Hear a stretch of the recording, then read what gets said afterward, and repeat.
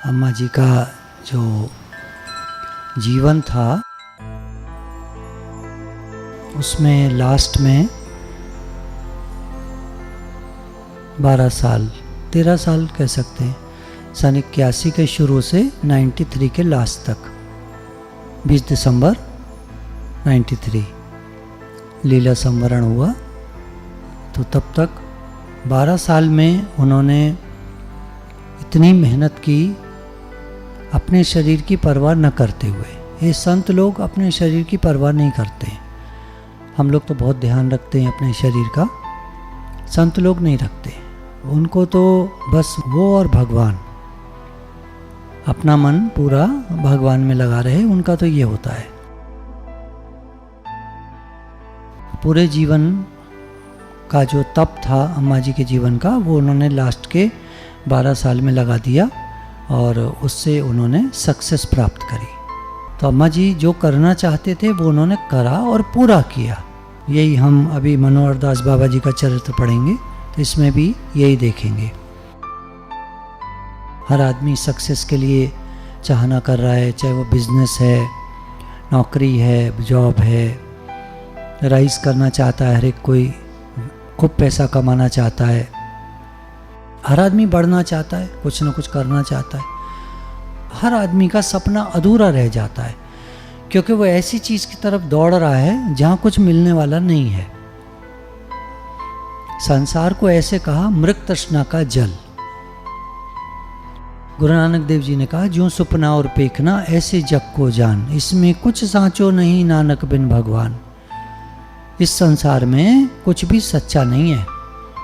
आदमी की दौड़ मृग तृष्णा के जल की तरह, पानी दिख रहा है दूर रेगिस्तान में पर पानी है नहीं वहाँ। तो आदमी भाग रहा है, भाग रहा है, भाग रहा है और लास्ट में पाता है कि पानी नहीं है। पैसा कमा रहा है, कमा रहा है, कमा रहा है, जमा कर रहा है, बड़ा कर रहा है बिजनेस को, खूब काम कर रहा है, खूब दौड़ रहा है और लास्ट में पाता है। किसी भी बुजुर्ग से मिलिए, अलीगढ़ में ही बड़े बड़े पैसे वाले लोग, जब शरीर शांत हुआ तो उनके लास्ट के दिनों में देखा गया कि जो भगवान में लग गए उनका तो जीवन सफल हो गया, और जो सिर्फ पैसा कमाने और नाम के लिए लगे रहे, नेम फेम, उनका जीवन बेकार हो गया, ख़त्म, खराब हो गया। एक तो मिसाल लेते हैं ना अलीगढ़ के उस समय के यूपी के रिचेस्ट, ये बात हो रही है लगभग 1980 और 90 के बीच की। बहुत बड़ा उनका फैक्ट्री, समझ के लिए है, अनुभव के लिए है। लास्ट के दिनों में उनके जो बड़े भाई, सबसे बड़े भाई, उनका जब शरीर शांत हुआ तो उनका बेटा तक नहीं आया उनकी अर्थी उठाने के लिए, शमशान तक ले जाने के लिए। बेटा दिल्ली था, बोला मैं नहीं आता। और कुछ लोगों ने मिलकर उनकी अर्थी को शमशान में ले जाकर ठिकाने लगाया। कौवे बोल रहे थे वहां पर, कोई नहीं था, अकेले। ये कोई जीवन हुआ? जिस चीज के पीछे आदमी दौड़ रहा है वो उसको अकेला कर देती है, खत्म कर देती है। तभी गुरु नानक देव जी ने कहा कि राजा भी दुखिया, प्रजा भी दुखिया, दुखिया सब संसार, सोई सुखिया जिस नाम आधार। सुखी कौन है? जो परमात्मा से जुड़ गया है, बाकी सब दुखी है। एक बार 1847 की बात है, 1847, करीब 150 साल से ज़्यादा की बात है। एक बच्चे का जन्म हुआ, उसका नाम महेंद्र रखा गया। बचपन में ही, बहुत छोटा था बच्चा, तभी माँ का स्वर्गवास हो गया। बच्चा बड़ा हुआ, पिता थे उसके, धीरे धीरे बड़ा हुआ। 6 वर्ष की अवस्था में एक स्वप्न देखता है कि एक साधु उसे घर से बाहर ले गया। कुछ लोग साधु होते हैं ना, बच्चे को बहला फुसला के ले जाते हैं, तो साधु उसको घर से ले गया और एक जंगल में ले जाकर छोड़ दिया और जंगल में चारों तरफ आग लगा दी। बच्चा घबरा कर उठ बैठा, सपना टूट गया। लेकिन बच्चे को एक बात समझ में आ गई, ये संसार ऐसा है जैसे जंगल और इसमें लग रही है आग। काम, क्रोध, लोभ, मोह, अहंकार, ये विकारों की आग लग रही है। हर आदमी एक दूसरे से जल रहा है। किसी के पास थोड़ा ज़्यादा पैसा हो जाए तो दूसरा उससे जलने लगता है। यहाँ तक कि दो भाइयों में भी एक भाई के पास ज़्यादा पैसा हो जाए तो दूसरा भाई उससे जलने लगेगा। कहेगा कुछ नहीं, बाहर से तो दिवाली होली पर मिलेंगे, बड़ा प्यार से गले मिलेंगे, पर अंदर में कहीं जलन होगी कि ये मेरे से आगे कैसे निकल गया। जब भाई भाई में ऐसा है तो बाकी दुनिया को तो फिर समझ ही लीजिए कैसी होगी दुनिया। ये कहा गया है, हर एक जगह शायद सबको अनुभव नहीं होता। एक प्रैक्टिकल उदाहरण लिया, एक बुक पढ़ रहे थे उसमें कि एक बाप जो है बॉल फेंक रहा था बेटे की तरफ। बेटा करीब 6-8 साल का, तो उसको बॉल फेंक रहा था, पकड़ो पकड़ो। तो 6-7 बॉल तो ठीक फेंकता था, बच्चा पकड़ लेता था। फिर उसके बाद अच्छा तुम सारी बॉल पकड़ रहे हो, एक बॉल थोड़ी टेढ़ी फेंकता था, फिर दूसरी और टेढ़ी इधर को फेंक देता था, कहाँ पकड़ पाए तुम, कहाँ पकड़ पाए तुम। और एक बॉल और टेढ़ी फेंक देता था, कहाँ पकड़ पाए तुम, बेवकूफ़, गधे, नालायक। मतलब बाप को एक अहंकार था जिसका उसको भी पता नहीं कि मैं ऐसा बेटे के साथ क्यों कर रहा हूँ। और जब वही बेटा बड़ा हो गया तो उसने फादर वाला काम नहीं किया, वो बोलता है मैं अलग काम करूँगा कुछ और। माँ ने बहुत समझाया, बेटा तेरे फादर का जमा जमाया काम है, उसको कर ले। नहीं, मैं वो नहीं करूँगा, मैं कुछ और करूँगा। और जब बेटा राइज करने लगा तो पिता उससे बहुत चिढ़ने लगा, इसका मुंह नहीं देखूंगा, नालायक, और ये और वो, मर गया ये मेरे लिए, ऐसा ऐसा ऐसा बोलते हैं। पता नहीं, सब लोगों ने नहीं सुना होगा, पर ऐसा कुछ है, ऐसा कुछ बोलते हैं, होता है। फादर भी बेटे से चिढ़ता है, ऐसा बोला जाता है, अगर वो राइज कर जाए ज़्यादा तो। ये सब बातें सब सुनते रहते हैं। तो ये महेंद्र नाम के लड़के ने सब बातें सुनते रहते थे। 13 साल की उम्र में इनके पिता का शरीर शांत हो गया। फिर इनसे घर में नहीं रहा गया, माँ भी नहीं रही, पिता भी नहीं रहे, अब काहे लिए रहना है। घर छोड़कर निकल गए और ये नवद्वीप के इलाके में, उड़ीसा में, वहाँ पर थे। तो वहाँ एक आश्रम में पहुँचे। वहाँ एक बाबा जी थे, श्री रूपदास बाबा जी, और उनसे इन्होंने संन्यास लिया। नाम हुआ मनोहर दास, श्री मनोहर दास बाबा जी। कुछ दिन वहाँ रहकर ये फिर वृंदावन चले आए 1881 में, करीब 34 साल की उम्र में। यहाँ इन्होंने कई सन्यासियों से ज्ञान ग्रहण किया और 1883 2 साल वहाँ रहकर वृंदावन में फिर इनको अंदर से भाव हुआ कि मैं गिरिराज पर्वत पर जाकर गोविंद कुंड में जाकर भजन करूँगा। तो ये गोवर्धन पर्वत पर पहुँच गए और गोवर्धन के किनारे एक गुफा बनाकर वह रहने लगे। निरंतर हरि नाम करते, अष्टकालीन लीला स्मरण में सदा आविष्ट रहते, सोते बहुत कम, बिछौना नहीं के बराबर रखते, बिछाते ज़्यादा कुछ नहीं थे, सोते बहुत कम थे। आहार में होती मधुकरी के आटे की रोटी और नीम के पत्तों का रस। नीम के पत्तों का रस निकालकर थोड़ा सा, जो रोटी मिल जाती भिक्षा में, उस रोटी को नीम के पत्ते के रस में लगाकर खाते कि टेस्ट ना आए। हम लोग तो टेस्टी भोजन बनाते हैं, और ये लोग जो सच्चे बाबा जी होते हैं उनकी बात होती है। हम लोग जो पढ़ते हैं ना, या जो भी मिसाल लेते हैं, जो सच्चे महात्मा लोग होते हैं उनकी। बाकी तो ये भीख मांगते घूम रहे हैं तो सब ऐसे ही होते हैं।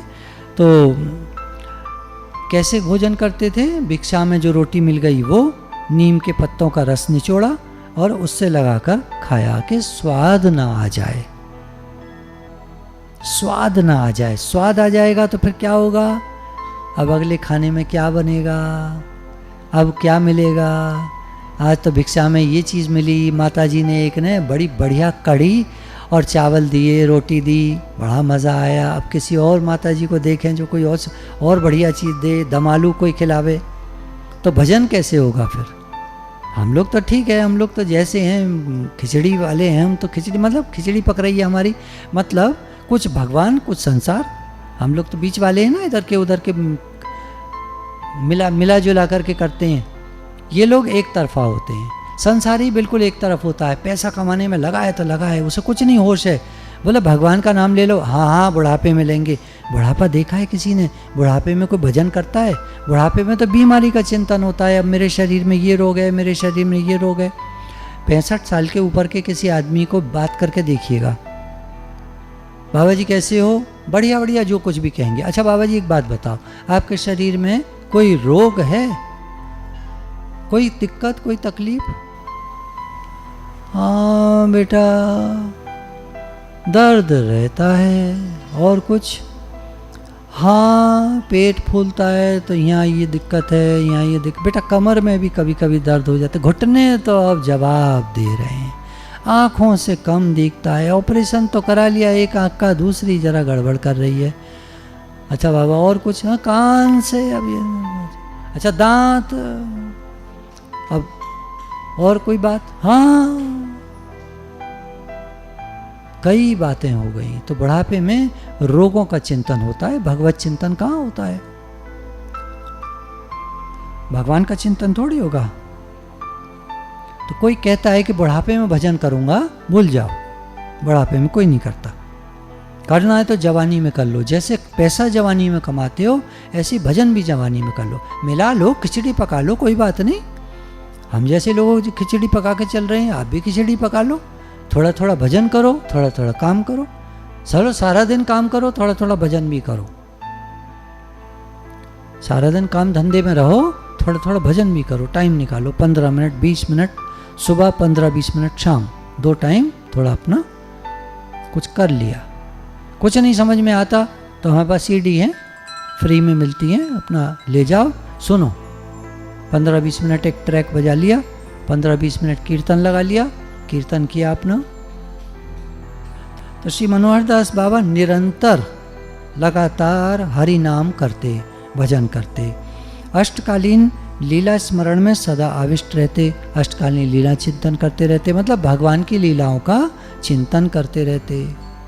अब सुबह हुई, अब कन्हैया उठे, अब यशोदा मैया ने उनको प्यार से ऐसे ऐसे ऐसे शुरू हो गया उनका। दही चला रही थी, मट्ठा निकला, मट्ठा तो अलग हो गया, कन्हैया जो है वो मक्खन देखा और उसकी ओर लपके।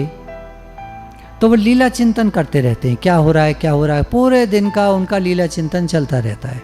जो सारी बुक्स में लीलाएं लिखी हैं वो सबको एक बार 2-4 बार पढ़ लिए हैं, अब वो याद सी हो जाती हैं, तो उनको अपने मन ही मन में वो सब देखते रहते हैं, खोए रहते हैं उसी में, उसी दुनिया में खोए रहते हैं। वो एक दुनिया अलग है।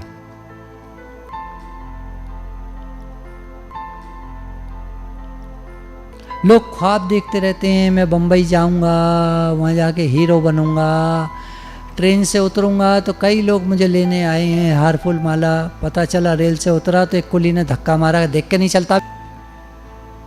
एक भिखारी लड़के ने पकड़ लिया, उसकी पैंट खींची, ए सेठ कुछ देता क्या, बाहर से आया है, किधर से आया है? अरे ये कहाँ आके फंस गया मैं तो सोच रहा था मैं हीरो बनूंगा, हीरो बन गया जीरो। एक वो दुनिया होती है, एक इनकी दुनिया होती है जहाँ ये भगवान का चिंतन करते हैं। बाहर के जगत से कोई संबंध नहीं। एक मंदिर का निर्माण कर मदन मोहन की सेवा चलाई अवश्य, पर मंदिर की सेवा परिचालन से उदासीन रहे। मतलब एक मंदिर तो बना दिया अपने आश्रम के किनारे, पर उसके सेवा वगैरह में कोई पंडित जी रख दिए, वो करते थे। सब चीज़ों का त्याग करके एकाकी समय व्यतीत करते, अकेले रहते, अपना एकांत में रहते, बोलते बहुत कम। अब देखो साधकों के लिए बातें हैं क्या, सबसे उदासीन रहे, न्यूट्रल रहे, ज़्यादा लोगों से बात न करे, मिले जुले नहीं, उनसे ज़्यादा बातें न करे, अकेले ज़्यादा समय व्यतीत करे, बोले बहुत कम। शिष्य आदि करने की बात होती तो अस्थिर हो जाते, चेले नहीं बनाए उन्होंने। जिसको देखते उसे दंडवत करते, जिसको देखते कोई महात्मा जी आ रहे हैं, कोई भी ऐसा लगता उन्हें थोड़े भक्त हैं तो भक्तों के आगे वो दंडवत करते, सीधे लेट कर प्रणाम करते, सदा आत्मनिंदा करते, अपनी बुराई करते थे। मेरे में तो अवगुण हैं, कमियां हैं। किसी को चरण स्पर्श नहीं करने देते थे, पैर नहीं छूने देते थे। चरण धोते समय चरणों के जल को घिसकर मिट्टी में मिला देते कि कोई उस जल को मतलब छुए नहीं। उसको लोग करते ना, संत के चरण को फिर लेकर के माथे से लगाएंगे, कोई चरणामृत ले लेंगे तो मिट्टी में मिला देते थे। भजनावेश के कारण बाबा शरीर की तरफ तो ध्यान देते ही नहीं थे। मच्छरों से परेशान हो दूसरे साधु मशहरी का प्रयोग करते। कुछ साधु लोग तो मशहरी लगा लिया करते थे। तो बाबा जी से पूछा, बाबा आप क्यों नहीं मशहरी लगा लेते? तो कहते थे, भाई मच्छर हमारा क्या बिगाड़ते हैं, वह तो अधिक निद्रा आने में बाधा डालकर भजन में हमारी सहायता ही करते हैं। भाई मच्छर क्या करते हैं, ज़्यादा नींद ना आ जाए तो काट पीट करके हमको ठीक रखते हैं, जगा देते हैं, तो हम भजन करते हैं। एक बार ब्रज में बहुत ठंड पड़ी। ललिता कुंड में बर्फ तैरने लगी, इतनी ठंड पड़ी। बाबा के पास ओढ़ने के लिए एक फटी पिछौरी के सिवाय और कुछ नहीं था। पिछौरी कहते हैं जैसे आपने यूँ लिया तो बस पीठ ढक जाए और आगे का खुला रह जाए, इतना ही बड़ा, बस यूँ यहाँ तक आ जाए, तो ये खुला हुआ है आगे का। तो एक पिछौरी थी उनके पास ओढ़ने की, नीचे बिछाने का एक टाट छोटा सा, बस उसी का प्रयोग करते थे। कोई रजाई गद्दा थोड़ी था। तो बैठे बैठे भजन कर रहे थे रात में, तो ठंड लगने लगी, शरीर थर थर काँपने लगा। भजन में देखा कि गड़बड़ी हो रही है, ठीक से नहीं हो पा रहा है, तो उन्हें शरीर पर क्रोध आया कि तू काँप रहा है, हिल रहा है, मुझे भजन नहीं करने दे रहा, और बर्फीले पानी में कूद पड़े। अब करो भजन। अब तो नींद फीत सब उड़ गई, ठंड वंड सब गायब। अब काहे कि ठंड लगेगी, ठंडे पानी में, बर्फ के पानी में उतर जाओ। अब बाहर निकलो तो बाहर तो गर्मी है, कितनी ठंड हो, बर्फ के पानी में से जो निकलेगा उसके लिए तो बाहर गर्मी गर्मी है। बैठ गए, फिर अपना भजन करने लगे। तो सुबह जब कुछ बाबा लोग उठे तो उन्हें पता चल गया था कि ये पानी में कूद पड़े थे। तो पूछा, बाबा आप रात में स्नान कर रहे थे, ऐसा क्यों कर रहे थे बाबा इतनी ठंड में? तो बोले, देह बड़ा पोशाकी हो गया है, मतलब पोशाक मांगता है, लिहाफ और रजाई मांगता है, इसलिए मैं कूद पड़ा कि ले ये ले। उल्टा रजाई गद्दा तो देने की बात दूर रही, ले पानी में। ऐसा इन लोगों का भजन होता है। एक साधक ने उनसे पूछा, भजन में विघ्न आते हैं बाबा, उन पर कैसे काबू पाया जा सकता है? हम भजन करते हैं तो विघ्न आते हैं, मन नहीं लगता है, मन इधर उधर भागता है, मन में अनेक बातें आती हैं, जम के नहीं लगता भगवान में जैसे लगना चाहिए। बाबा क्या करें? तो बाबा ने कहा, देखो प्राणों की बाजी लगाकर भजन के लिए चेष्टा करने से भजन में आए सभी विघ्न दूर हो जाते हैं। बोला, तुम कैसे करते हो भजन? तुम जी जान से करो, मुझे केवल भजन करना है, इस भावना से करोगे तो तुम्हारे सारे विघ्न बाधाएं दूर भाग जाएंगी। हम लोग कैसे करते हैं? भजन भी करना है, दुनिया भर के सारे काम करने हैं।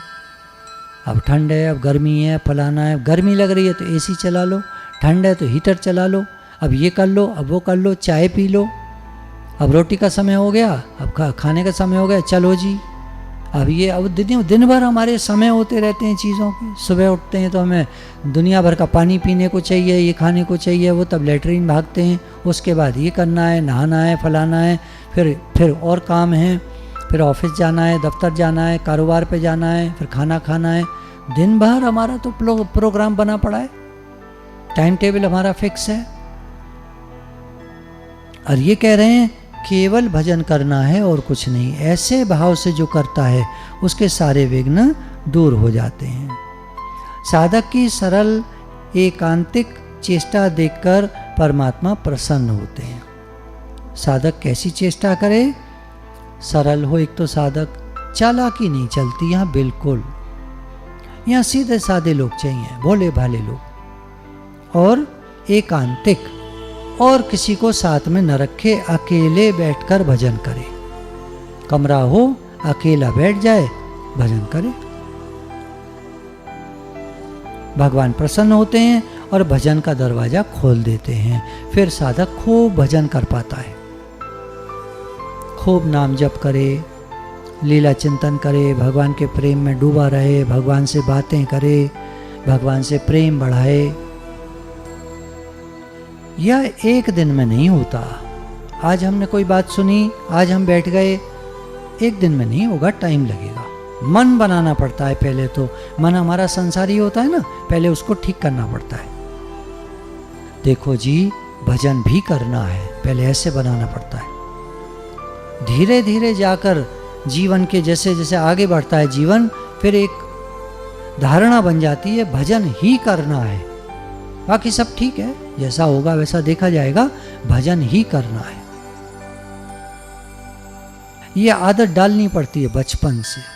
बचपन से कुछ बच्चे होते हैं तो वो सुबह उठकर प्रार्थना जरूर करते हैं, पूजा करते हैं, नहा धोकर थोड़ा सा रामायण पढ़ते हैं, गीता पढ़ते हैं, भागवत पढ़ते हैं, नियम बना लेते हैं अपने। रात को सोने से पहले प्रार्थना करके सोते हैं, कोई बुक पढ़ के सोते हैं। ये इनके नियम इनके टाइम टेबल में होते हैं। सुबह उठने वाले आधे घंटे के और रात को सोने से पहले 15 मिनट।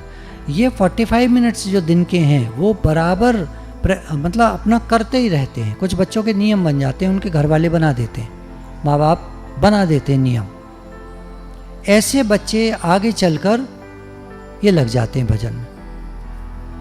अब जीवन में कभी भजन करा नहीं, कभी पूजा पाठ करा नहीं, बुढ़ापे में कैसे कर लोगे? नहीं, कर लेंगे। अच्छा, सब अपने मन का कर लेते हो तुम, नहीं कर पाओगे। जो जीवन भर तुमने नहीं किया वो नहीं कर पाओगे, ऐसा सोच रहे हो। तो इसलिए अभी से जैसे हम हैं, जहाँ हम हैं, आदत डाल लो। सुबह उठकर आधा पौना घंटा और रात को सोने से पहले 15 मिनट, आधा घंटा का नियम बना लो।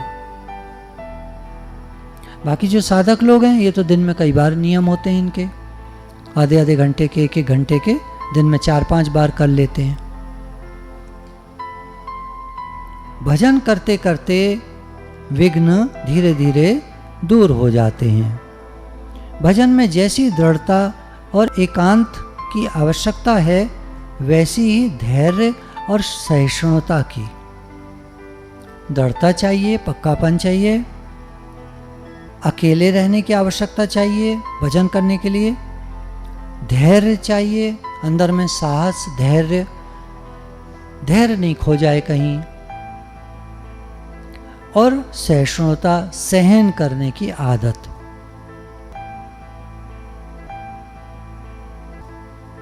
खाने को बढ़िया मिले, नहीं मिला फिर क्या करोगे? बढ़िया पहनने की आदत, बढ़िया ड्रेसेस कभी नहीं मिली तो क्या करोगे? ठंडक में एसी रहने की आदत, किसी ऐसी जगह चले गए या बिजली नहीं आती है पूरे टाइम, फिर क्या करोगे? जनरेटर नहीं है उनके यहाँ बड़ा, कैसे एसी चलाओगे?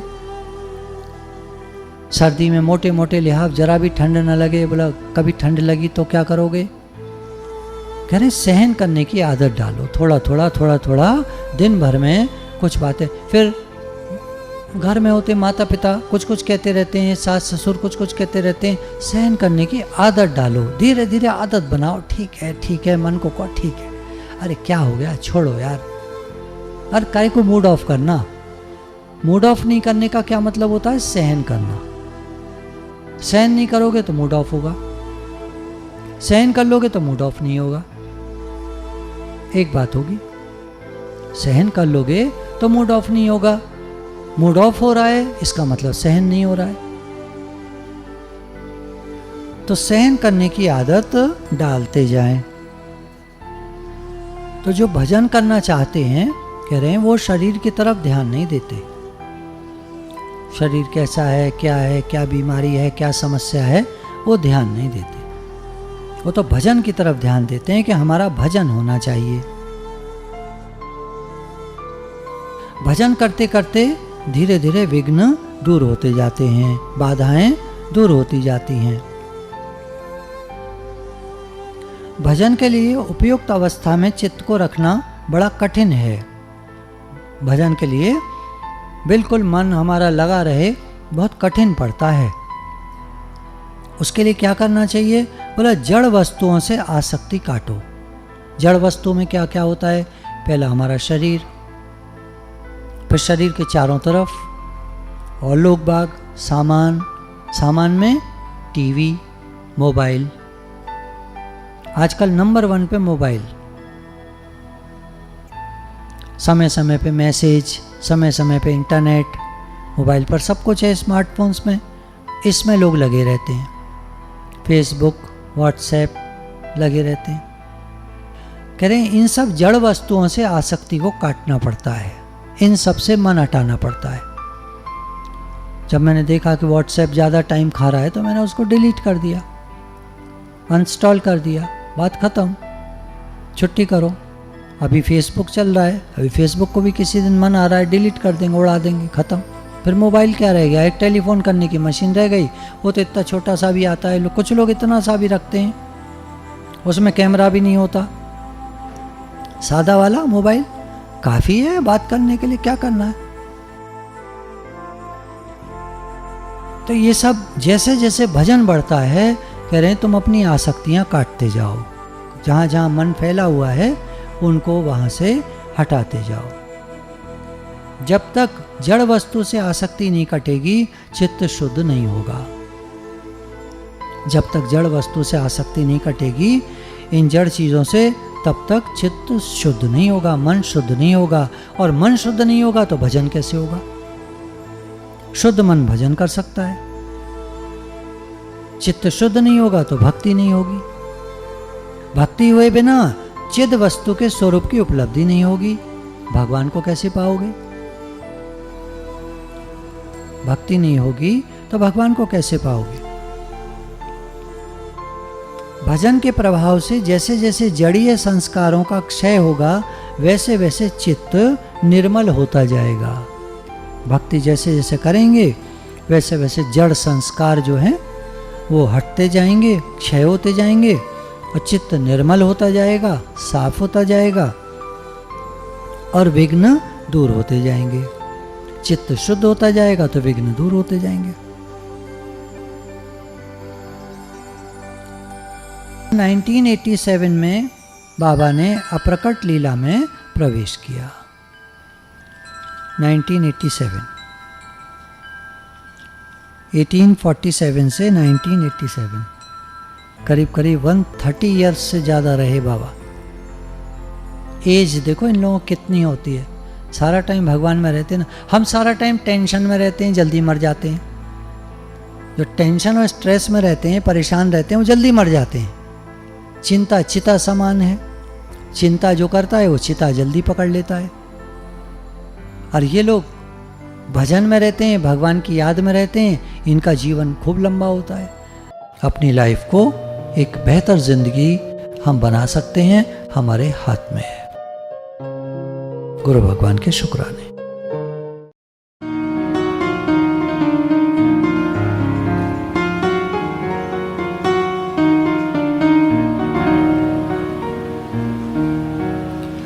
तेरे हाथ में है जीवन बनाना, हीरा कौड़ी के लिए न गवाना। तेरे हाथ में है जीवन बनाना, हीरा कौड़ी के लिए न गवाना। तेरे हाथ में है जीवन बनाना, हीरा कौड़ी के लिए न गवाना।